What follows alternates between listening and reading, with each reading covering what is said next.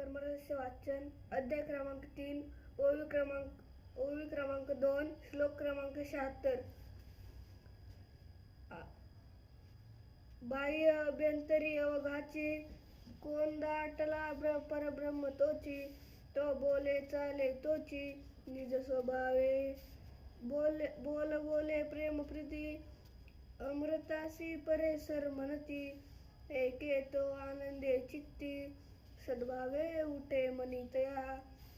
जे बोले ते प्रतिबंधक परिसे त्या होय सुखदायक. न बोले लौकिक वेदिक परमार्था लागोनी. काया वाचा मने जगा लागी सुख देणे, ऐसे जयाचे वर्तने तोची वीरभक्त जाणावा.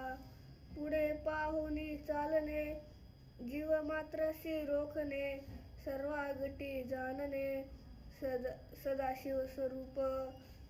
सदा शमदमी वर्तत अंतकरणी शम इंद्रिय दमित. अखंड वैराग्य भरित षटस्थल ब्रह्म बोधित सदा.